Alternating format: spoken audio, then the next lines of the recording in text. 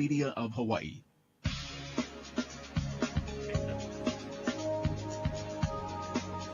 Welcome to ThinkTech Wednesday on the ThinkTech radio series on AM 760 KGU, broadcasting across the islands and raising public awareness in Hawaii.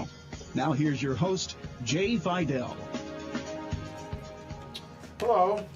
Hi, I'm Jay Fidell. This is ThinkTech, and it's Wednesday, so therefore it must be Energy Wednesday. That's the voice of Sharon Moriwaki, who joins me as co-host every Wednesday on this, and we have so much fun and learn so much, and we try to, extend public awareness about energy in all manners, including transportation, believe it or not.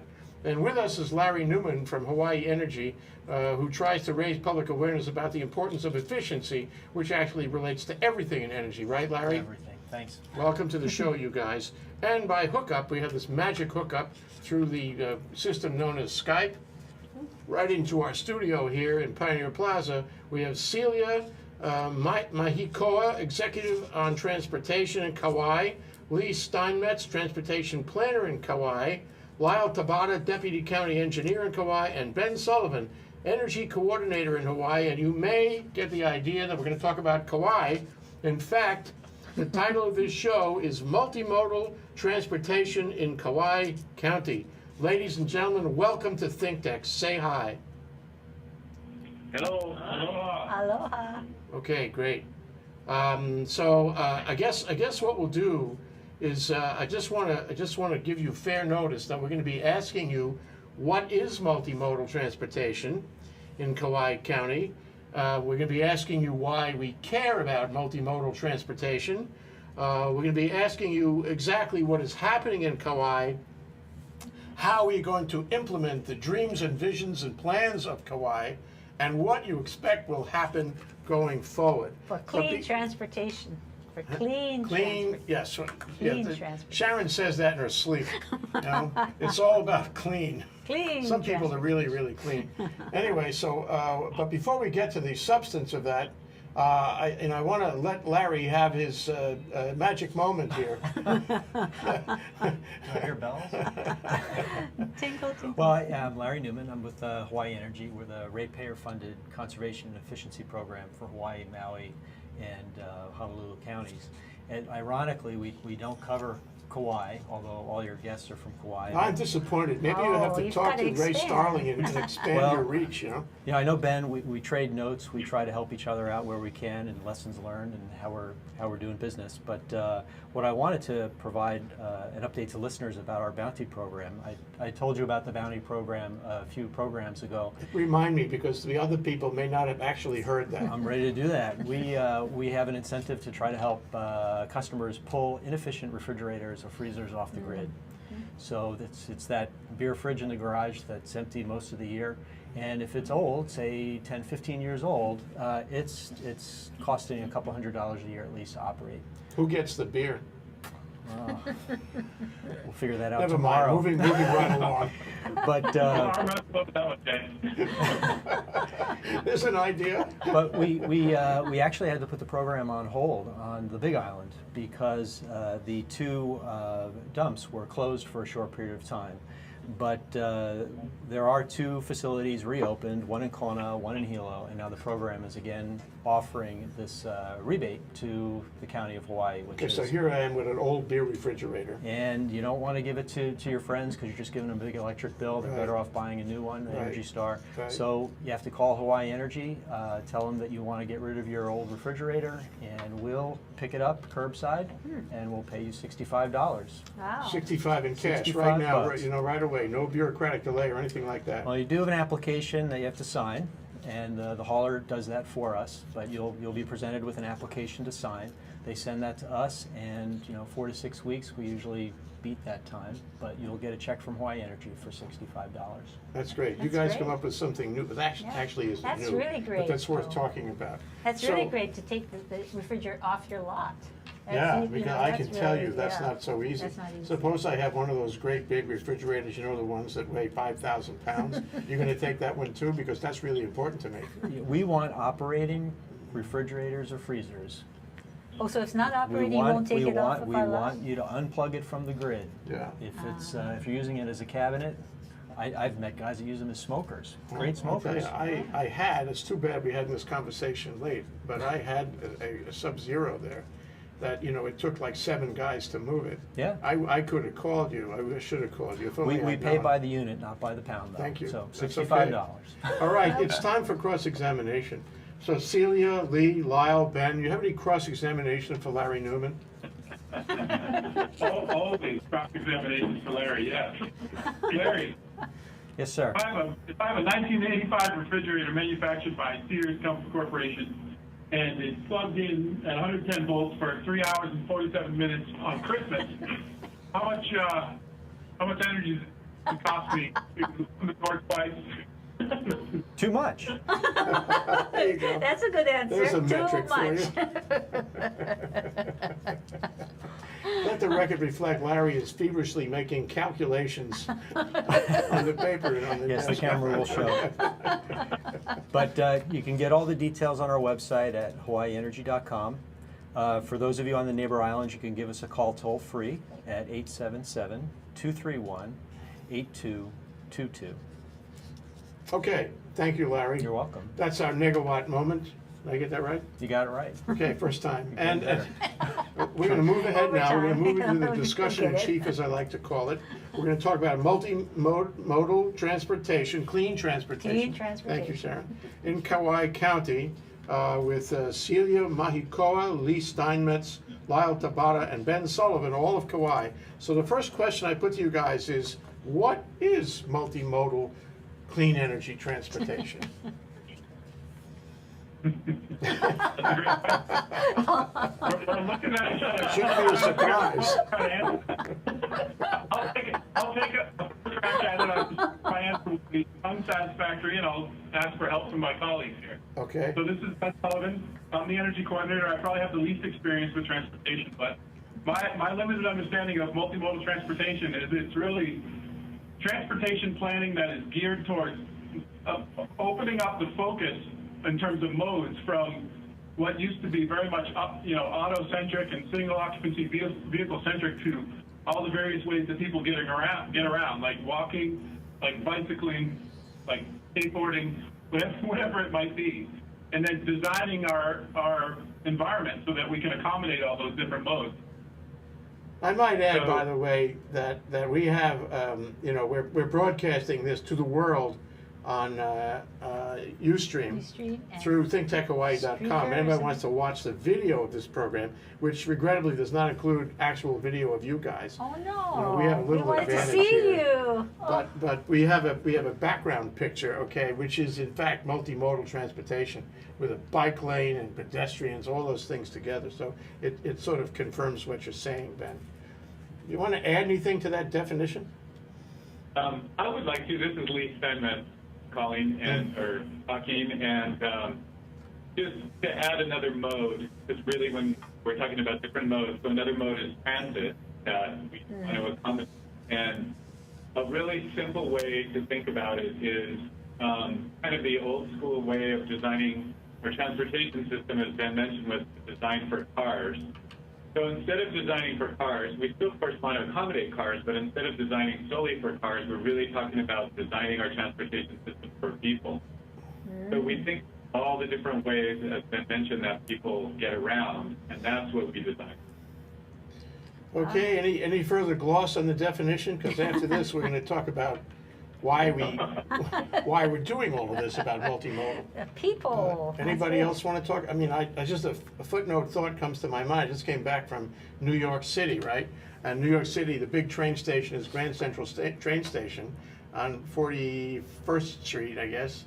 And right next to the train station is this enormous, take a bike thing, where you put your credit card in and you can Started that. ride a bike around Manhattan in the traffic, the taxi car. And right next to the train station, there's something really symbolic about that. And I say to myself, if they can do it, at the end of the sentence, Right, if right, they can do right. it in New York, in the shadow of Grand Central Station, with the taxi cabs all around and the honking and the noise and the commotion, don't you think we can do it in Kauai? And you are, aren't you? Tell us about what you're doing. Yeah, that's a lead-in, by the way. So this is Lyle Tabata, the Deputy County Engineer. We're Public Works, Kauai, and some of the rationale looking at the horizon, if you could imagine someday gasoline costing $10 a gallon, there's a lot of us not going to be able to afford driving our vehicle anymore. Yeah. So, now is the time to start planning ahead and creating the infrastructure, as Lee mentioned, with our planning division planning and just us in Public Works implementing projects that provide, the facilities for these multi-modes of transportation for people to get around. And it also ties into a healthier environment. Today in our world, almost 60% of your dollar goes to preparing for health care. And, getting people out of their vehicles, walking and biking, especially on Kauai, trying to become more health conscious, also will lower your health care premiums. And ultimately then, it just snowballs to the point where you also then lower the total cost of health care. Speaking of snowballs, health to getting out of the vehicles and planning for eventuality when we cannot afford to have vehicles. Transit is a major part of what we're trying to do here, accommodate for the transit, and with the congestion on our streets, we want to get people out of the cars. Lyle, we're gonna take a short break. We're going to take a short break. Everybody can ruminate about that, and we can get back in a minute and talk about, for example, why don't we do nothing and see what happens? There's the alternative. I'd like to explore that with you. We're going to take a short break. This is ThinkTech. It's Wednesday, right? It's Wednesday, Energy Wednesday, clean energy, multimodal, clean energy transportation in Kauai. We'll be right back. KGU, part of the Wall Street Business Network.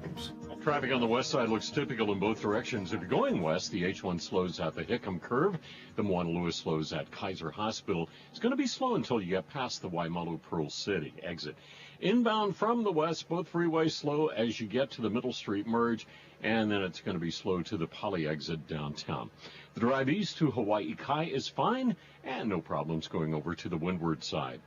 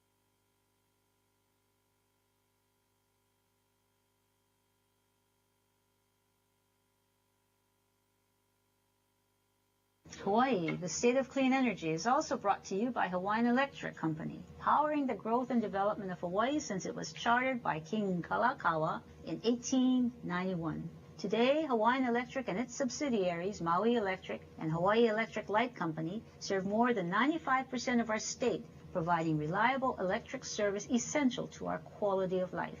The Hawaiian Electric Companies are also leading our transition to clean energy by increasing our renewable energy use and improving energy efficiency. We're reducing Hawaii's dependence on imported oil and in providing a more sustainable and secure future for Hawaii. For more information, visit hawaiisenergyfuture.com. Hawaii, the state of clean energy, is also brought to you by the State Energy Office of the Department of Business, Economic Development, and Tourism. How can we secure a better future for Hawaii? One way is clean energy, and the State Energy Office is steering Hawaii to that clean energy future. Hawaii is rich with natural renewable resources, the sun, the wind, the ocean, and the land, and they are all being tapped to meet Hawaii's clean energy initiatives to generate electricity, create jobs, spur economic growth, and reduce our dependence on imported foreign oil. To learn more, visit energy.hawaii.gov.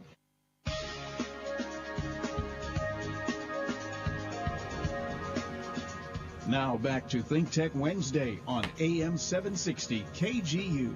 Here once again is your host, Jay Fidell.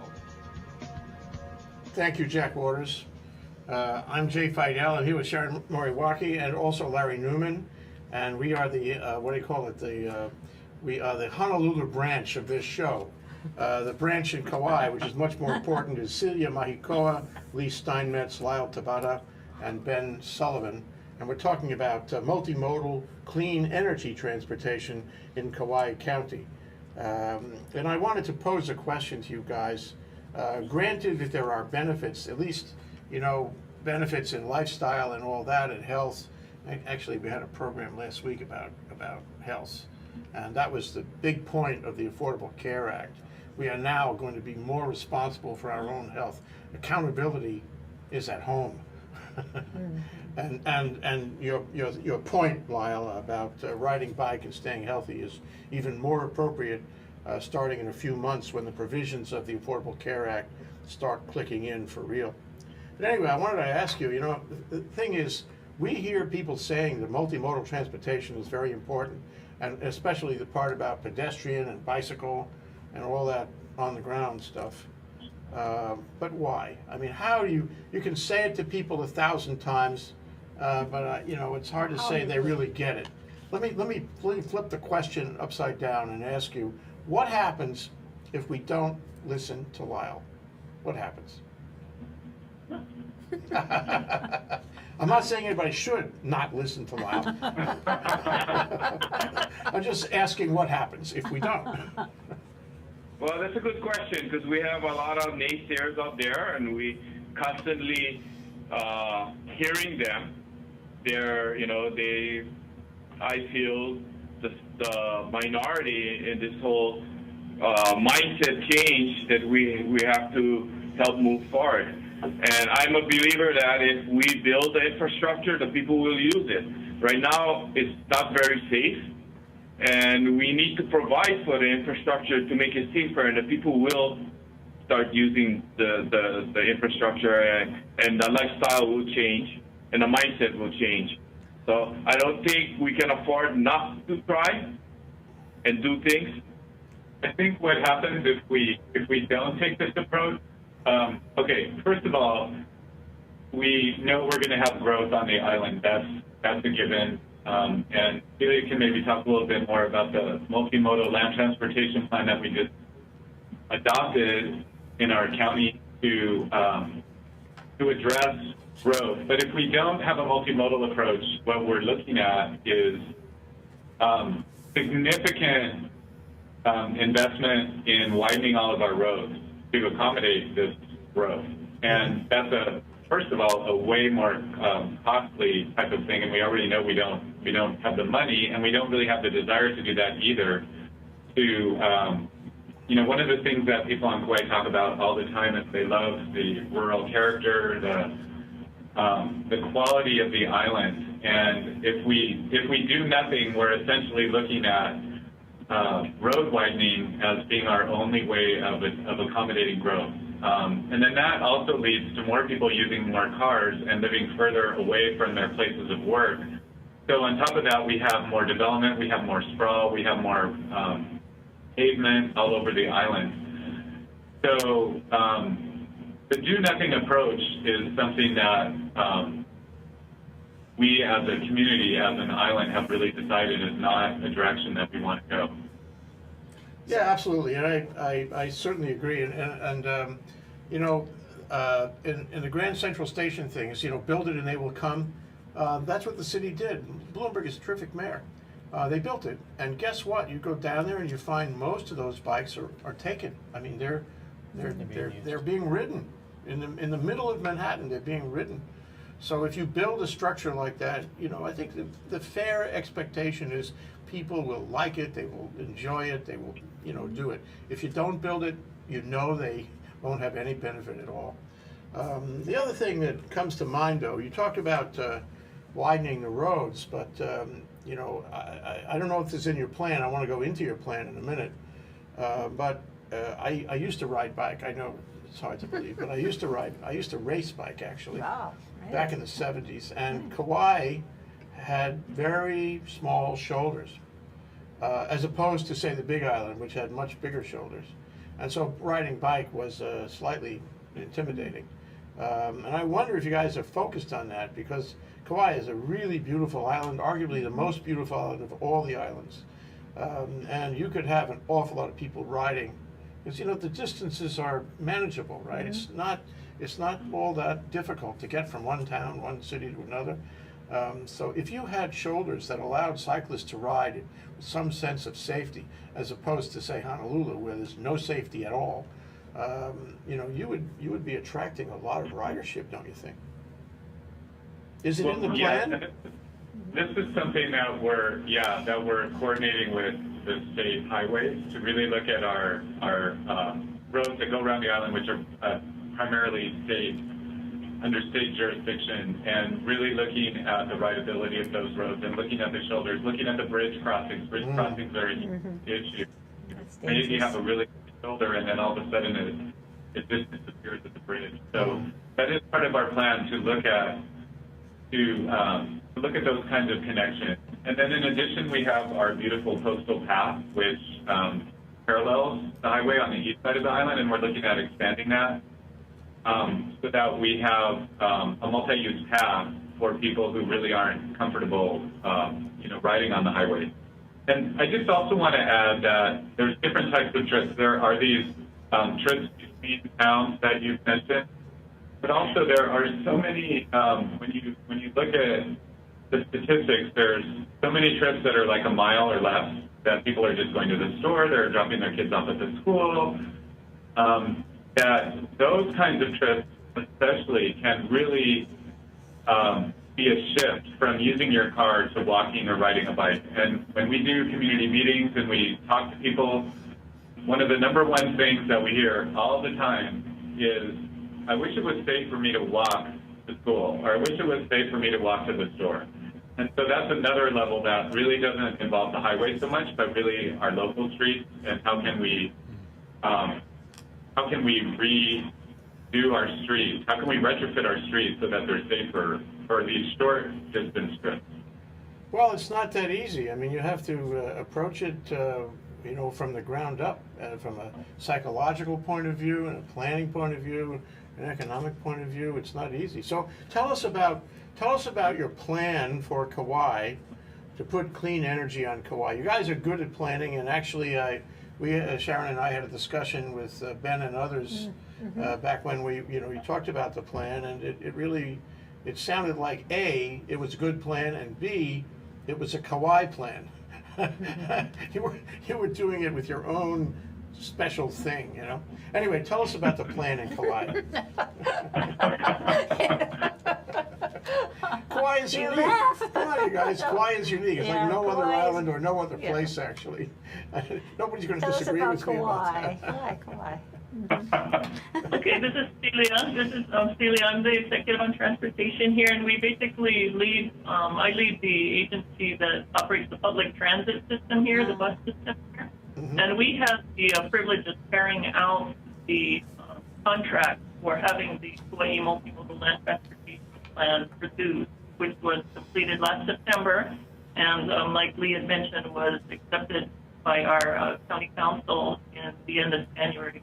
And it included 6 elements that were being addressed in there. The basic premise of the plan was to ensure that our goal is to have the vehicle miles traveled level on the island held at a level equal to what was happening in the year 2010. So we need to find strategies to address pedestrian, bicycle, transit needs on the island, different strategies to employ, which the plan addresses. that will help us to achieve that goal. And it gives us action items, strategies to achieve this by the year 2035. It gives a plan to work through. My God, that's more than 20 years away. Can't wait. It'll go by quick, though. And if I may, this is Lyle again, and if I may add, so it starts with our policymakers, and we are so lucky on this island to have our Mayor, Bernard Carvalho Jr., pushing us and supporting us every step of the way. Without him and our other community partner, Bev Brody, we could have never pulled this off. So it starts with the policies and our council, we're working with our mayor, and we adopted a complete streets policy, and just last week we signed a complete streets law into effect for our county. Well, that's great. That's great. And so in engineering and planning, what we've done is we've taken a manual that we have been allowed to use that was produced nationally, and we've made it a Kauai living street manual where we've taken all different policies connected to the traveled way, and also then updating our county road design standards to fit the needs of multimodal transportation means. That's great. And Lyle, so I hate to do this to we you have a foundation to work from. But we're going to have to take a break now. Poor Lyle. I did that to you before. The second time. Oh, my goodness. We'll somehow make this up to you. Oh, it's with Lyle. What's up with that, guy? Okay. So we're going to take a short break. Every 15 minutes we take a break. ThinkTech with Celia Mahikoa, Lee Steinmetz, Lyle Tabata, Ben Sullivan, Sharon Moriwaki, and Larry Newman. Larry, figure out your cross-examination questions. You get the cross-examination at the next segment. We'll be right back. Stay there. 76. 760 KGU. Part of the Wall Street Business Network. Traffic on the west side looks typical in both directions. If you're going west, the H1 slows at the Hickam curve. The Lewis slows at Kaiser Hospital. It's going to be slow until you get past the Waimalu Pearl City exit. Inbound from the west, both freeways slow as you get to the Middle Street merge, and then it's going to be slow to the Poly exit downtown. The drive east to Hawaii Kai is fine, and no problems going over to the windward side.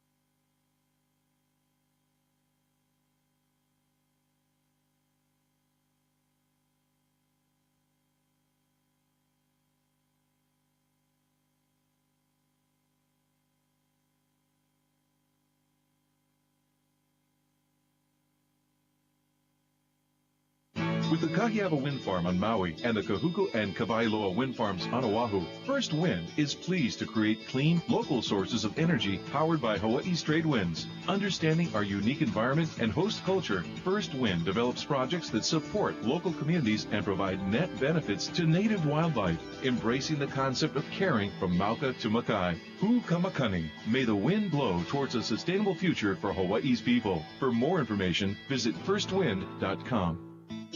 ThinkTech Energy Wednesday is also brought to you by Hawaii Energy. Hawaii Energy is a ratepayer-funded conservation and efficiency program administered by SAIC under contract with the Hawaii Public Utilities Commission, serving the islands of Hawaii, Lanai, Maui, Molokai, and Oahu.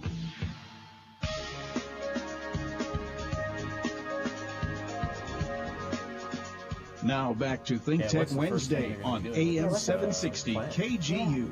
Here once again is your host, Jay Fidell. We're back. We're live. We're here. We're ThinkTech. It's Wednesday, Energy Wednesday. We're talking with the people in Kauai, the officials who have a lot to do with it in Kauai, on multimodal transportation, make that clean energy transportation in Kauai County, namely Celia Mahikoa, Executive on Transportation, Lee Steinmetz, Transportation Planner, Lyle Tabata, Deputy County Engineer, and our old friend Ben Sullivan, Energy Coordinator in Kauai. And I think the first thing that happens is Larry Newman has cross-examination that he'd like to put. Go for it, Larry. All right, so I drew the card. So when this plan goes into effect and figuratively hits the pavement, so what are the first three things that the public might start to notice or become involved in? Sound of silence. We're formulating the Must be electric vehicles. Yeah, how's it going to roll out? What can what's the Lee first they thing? expect One to thing. see? Well, actually, you know what? I'm glad you guys asked that because it already did roll out in effect. This plan and multimodal transportation in general, as approached by the County of Kauai, has been very much a community-based process. So, in actuality, I think Celia can speak to how many meetings, but there was meetings in each community to talk about plan and plan development, where there was a lot of input gained, and really, I think, across this whole transformation, which really is what this is, it's a transformation of the whole system. The changes from doing things internally and doing things as an agency, you know, for example, a transportation agency just planning roads, to doing things inclusively, where you really involve the maximum number of shareholders and stakeholders, and you get everyone's input. That's a big part of what multimodal transportation is about. It's what Complete Streets is about. And it's really what the people in the planning offices here and in Public Works here, as well as in community groups here, are all engaging in. This is a movement. So that's answer number one. But as far as what you see on the streets, there's a number of examples. Lyle does a lot of work with safe routes to school. Lyle, I don't know if you want to give him some on that. So we have a few projects that we created, pilot projects, so to speak. We did a section of the traveled way on Poipu Road next to elementary school, Kauai Elementary School, and we narrowed some of the lanes. We installed bicycle lanes, and we installed rapid flashing rectangular beacons, crosswalk signs, and we relocated some of the crosswalks to make them more conducive and pedestrian friendly and make connections. We've got a project ready to launch right here in Lihue Town on our Hardy Street, where we're going to take a section of the road that has only sidewalks on one side, putting sidewalks on both sides, creating a bicycle lanes, and installing a roundabout at an intersection that is very congested, especially during the morning school time and in the afternoon when everybody goes home from work. So those are just two examples. Where we actually, you're not fooling around. You're really moving ahead. That's impressive. Yeah. You know, I'd like to make a comment about Kauai again.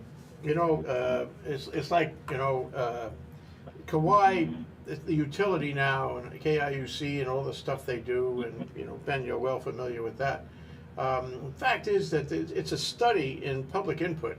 It's a study in getting community buy-in. And actually, I think Kauai, the Friendly Island, wasn't it? Friendly Isle. Friendly Isle is actually very good at that. Because, you know, Garden Isle. Garden Isle. Garden Isle. Oh, what did I say? Oh, God. Excuse us. Oh, God, strike me. Yeah. Sorry. Okay. The Garden Isle. Green. Sorry I said that. Anyway, but Kauai is very good at that. And I think the experience around KIUC is a good indicator of how when you go public and you bring people in on it, you get a lot of buy-in, you get a lot of support, and you don't have a lot of contention. And I think you guys have achieved that, or you are achieving that, and that's notable around transportation too. That's what it sounds like anyway. Am I right? So just to follow up on that comment, we just also did a design workshop. We're rethinking about how we approach community design. I mean, we've done this full multimodal plan, which is for the island, but now when we're doing designs for specific streets, we're retooling how we do that. And kind of the old way of doing that was to come up with a design, take it out to the public and ask the public whether they liked it or not. And a lot of times they didn't, but it was so far along in design that it was hard to change it. So now we're using a different process where we go out at the very beginning, we have community meetings and focus groups, and we ask people really just some really basic questions of what are their values, what are their goals, what do we want to accomplish, and we go with a blank slate. We explain and educate what complete streets are and what the toolboxes of things that we have available to us to really change the street. And then the community is really involved in the design process from the very beginning. We just did this on Poipu Road in the area of Kaloa, by Kaloa School that Lyle mentioned, and also in the resort district to really transform a street and have the community have buy-in from the very beginning. So maybe you could come and consult here in Oahu, because we could use some advice about that. You should have seen the group that showed up at the Hawaii Community Development Authority. I'm sure it'll be in the paper tomorrow, probably the news tonight. There were hundreds of people who showed up trying to participate in the Kaka'ako plan. And I think they had some effect, but suffice to say, we could use your advice and consultation. That's right. To do it on the front end rather than the back exactly. end. Right? Exactly. Yeah. So that's really what we're trying to do. And just one other project that will be a change that people see on the ground, and Celia is really leading this, is to have shelters at our bus stops. And to have, they're all being designed to have shelters and to have ADA accessibility for all users. Like that. Good. So that's something, the first phase, that we can't do that all in one big swoop, but the first phase of shelters will happen. So do you have a lot of people using the buses, the transit? Are you expanding that service, or are people still using cars, or are they moving into transit? There are quite a few, of course, still in cars. However, the growth in transit over the past several years has just been quite excessive, to the point where, I mean, we have our buses completely filled, standing room only. Is that right? Wow. And those are buses that go from town to town. I mean, they were crisscrossing the island, right? Yes. Is that our main line? I'm reminded of Billy Kenoi and the Big Island. I'm not sure they're doing this anymore, but they got a lot of popularity by making the bus service from the Hilo side to the Kona side free. And it was lush, big buses, you know, with these soft, velvety seats and everything, and a commode at the back end. And it was free, and all these people were riding the buses, and they loved him for that. Unfortunately, they're not doing it anymore. Are you guys thinking about that? Yeah, that's not anymore. And one of my common quotes is, "Nothing in this world is free," unfortunately. Right. So does it go around, Celia? Does your bus go around the entire island? It's able to pick up people and have the times available for people around the whole island? Yes, at established bus stops, we go all the way from Honolulu around to PMRS and Naval Bay. So that, and we have shuttles in between to serve the areas off the highway. Good. Yeah, that's We're great. looking at strategies to better addressing the needs of the public with that as well. Additionally, with public transit, we're also looking for new ideas in non-petroleum-based fuel for our fleet. So we're exploring that. We're talking a lot with Ben and getting ideas. We've got a team assembled that's working towards different ways that we can approach that as well. Well, I have a question for you guys, and we always ask this question: is how are you paying for this? Hello. Yeah. I mean, well, we have multiple levels of funding. We have, a state federal funded system that we team with the HDOT, the Hawaii State Department of Transportation, and we leverage transportation. Oh, sorry. And we leverage federal funds and match them with our county funds, and majority of the time those are 80-20, 20% county match. And there's grants out there. There's Tiger grants that we're presently looking at. Celia and the Transportation Department also gets money through federal grants, and she can elaborate more on that. But we leverage the federal system. You have enough?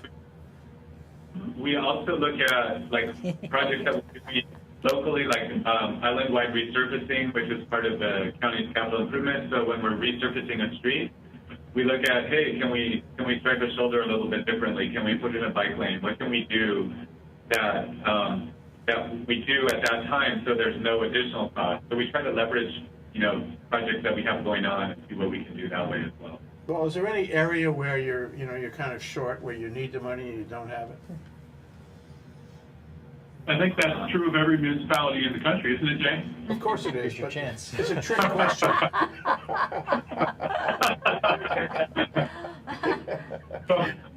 If you had more money, what would you do with it?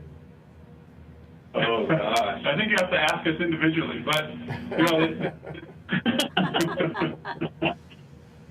But I mean, there's a huge push to try to, you know, provide more bus service. As Celia mentioned, the growth on the bus has been tremendous, and so, you know, you can grow so much before you need to do significant infrastructure change to allow further growth. Yes. And she's running that.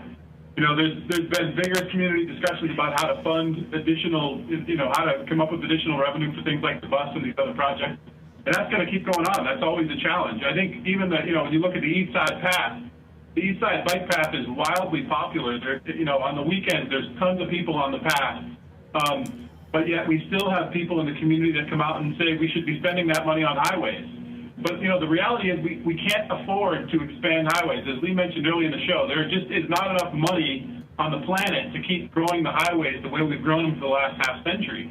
So this is, you know, the alternative is to look at how to diversify and do it more cost effectively, including bike paths, including buses, including all these things. And it's not so much a matter of how do we pay for the bus. I think it's looking at how do we afford to move ourselves around in a broad sense. We've overinvested majorly in single occupancy vehicles for decades. And now we're saying, you know, maybe some of that money needs to start shifting because there's externalities that are not being picked up by the typical driver. Well, we're all at a turning point, and I'm really delighted that you guys are. It sounds so great. You got that. Really you were aware of it, and you're making moves on it. Let's take a short break. If anybody wants to call us, by the way, out there, and talk to our contingent on Kauai, the telephone number is 296-5467. And we're talking to Celia Mahikoa, Lee Steinmetz, Lyle Tabata, and Sullivan, all energy people, transportation people on Kauai. We're talking about multimodal clean transportation in Kauai County. This is ThinkTech. We'll be right back. Right, Sharon? Right. I knew you'd say that. Aloha. 760 KGU. Part of the Wall Street Business Network. Accidents right now. We got one on the H1 eastbound at the Waikele exit. That's eastbound. And in town, we've got one at Date Street and Kamoela Avenue. No problems going east to Hawaii Kai or over to the windward side. If you're going west, the H1 slows at the Eva end of the airport viaduct. The 1 Lewis slows at the Fort Shafter overpass. And if you're coming in from the west, expect to slow down when you get into the Middle Street merge.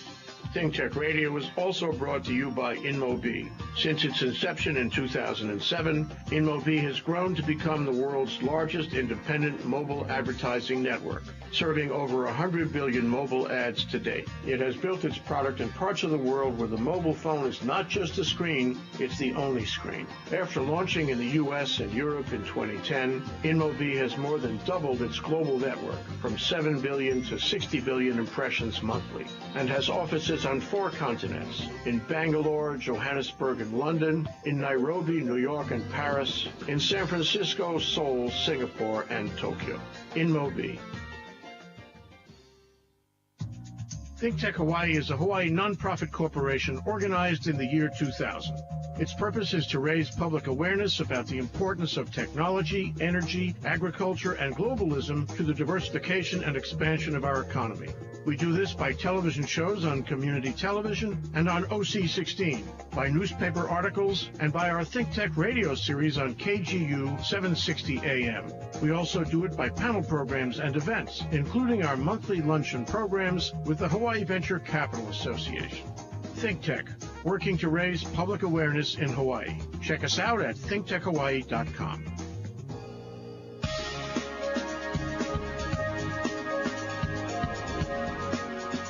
Now back to ThinkTech Wednesday on AM 760 KGU. Here once again is your host, Jay Fidell. We're back, we're live, we're ThinkTech here on KGU 760 AM. We're talking with Celia, Mahikoa, Lee Steinmetz, Lyle, Tabata, and Ben Sullivan in Kauai by a very fancy Skype hookup, which works great. And we're running out of time, you guys, and I wanted to ask you if you would take a few seconds, each of you, and answer one question for me. Not talking about 2035, Celia, we're talking about, say, 5 years. What do you expect is going to happen in 5 years from now? Celia, you first. Okay.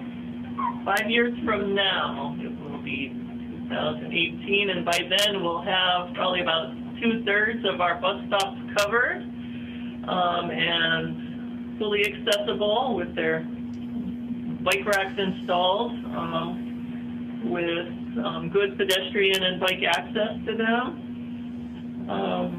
I see improved commuter service for our mainline routes. Us taking the initiative towards more non-petroleum fuel, seeing what other options we might be able to implement by then. We'll have satellite base yards so that we use less petroleum, because right now we're headed from one single base yard in Lihue, and we're looking at setting up satellite base yards to address that, so there's less deadhead miles on our vehicles each day. And having GPS-based route mapping for our vehicles as well. That's great. That's great. Good. And I hope you don't mind, but we'll check back with you, as we go down the trail for this 5 years and talk to you about that. So, Lee Steinmetz, what do you see in the next 5 years? So I see that our east side bike path is extended even further, and maybe all the way to Lihue, and people can really use that. It really becomes more of a commute route as well as a recreational path.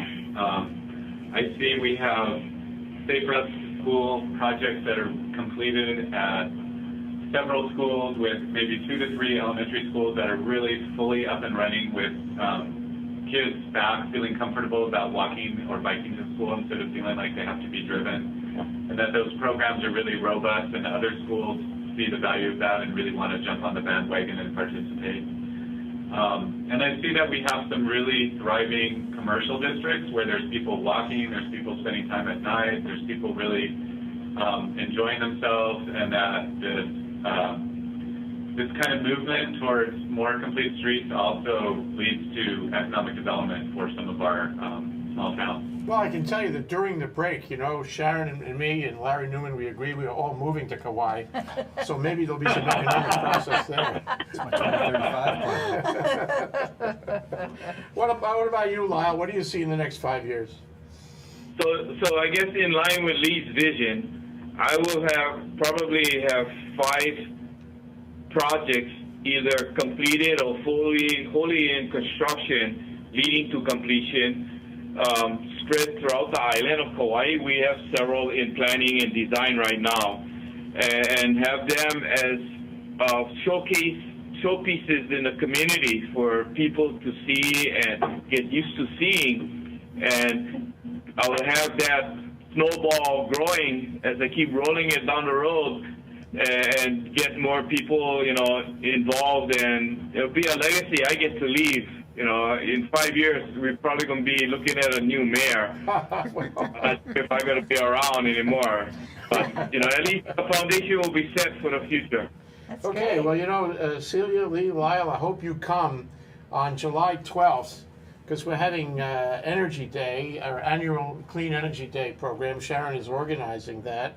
And actually, Ben's going to be involved in that. He's on the program, he is. And it's all focuses on transportation, just like this show did. And Ben, I'd like to sort of change my question to you. You're the last one of the group to speak, and I want to ask you, what do you have in mind when you get up and speak at the program on July 12th? Give us a précis. He's representing all the neighbor islands. Ben. Yeah, Sharon's given me a pretty difficult job in that I have to try to represent the challenges that are being faced by all these different islands. So I'm gonna get up there and do my best to share what's happening on Maui and Big Island from talking to the energy coordinators there. But really, I think what I can speak to today is what's happening on Kauai is that there really is a very real transformation going on, both in transportation and in the electricity sector. That Kauai is really jumping out in front of. I think a lot out of need. You know, some of our systems are the most expensive in the state. You know, we have very high costs for electricity, so that's challenging us. But we are really looking at solutions, and I think there's a lot of innovation going on. So that'll be part of it. And you know, here I am looking at my answers of what things are going to look like in 5 years. But that wasn't your question. No, just make it quick. You can tell us.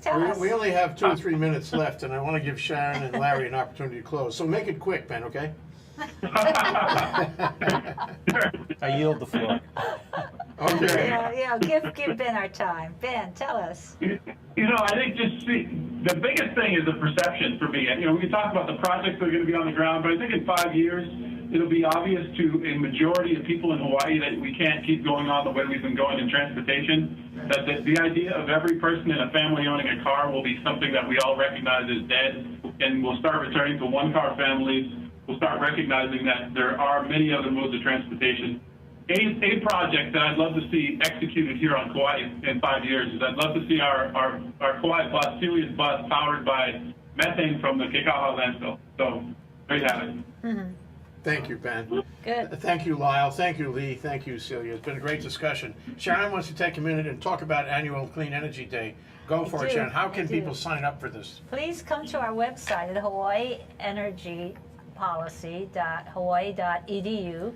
We still have a lot of openings for people to exhibit as well as attend, and we are, as Jay said, focusing on clean transportation, an area that we haven't been focusing on over several years past. We've been looking at electricity, but clean transportation is so important that we really would like to focus on that. And we have Todd Littman from the Victoria Transit Policy Institute coming in, and he's going to talk about multimodal transportation, about the various things other people are doing around the world, actually, to reduce their transportation energy use and to really be more healthy, as you say, Lyle, as well as reduce our dependence on fossil fuel and make it a cleaner, safer environment for us all. Okay, Larry, we give you a last minute here. Maybe it's less than a minute. That's good enough. What's your magic word to summarize this whole discussion? I hear a lot of optimism. And Ben, I think you're right. People can make a difference by doing very little. If they're going for a walk, they're contributing to more clean energy transportation, just the way with our energy efficiency. If they just change a light bulb or shut the lights off, they actually are making a difference, and they may not realize that. Okay, I want to comment. I think you guys are doing a great job. I really admire Kauai. I think Kauai is very progressive. Kauai is actually, being an example, is giving us leadership all through the state. What you guys are doing has much greater effect than just Kauai itself. You are showing us the way. We really appreciate the leadership that you have shown in energy and in transportation. Thank you so much. Thank you all very much for sharing with us. You need an applause track. Aloha. Thank you. Aloha, everyone. This is ThinkTech. We're about to sign off. Thank you, guys. Thank you, Celia, Lee, Lyle, and Ben. We'll be back next Wednesday with more energy on Hawaii, the state of clean energy, here on KGU 760 AM. Say a big aloha, everybody. Larry, you special. Aloha. I knew you'd say that. Aloha. Aloha, you guys. Next time soon.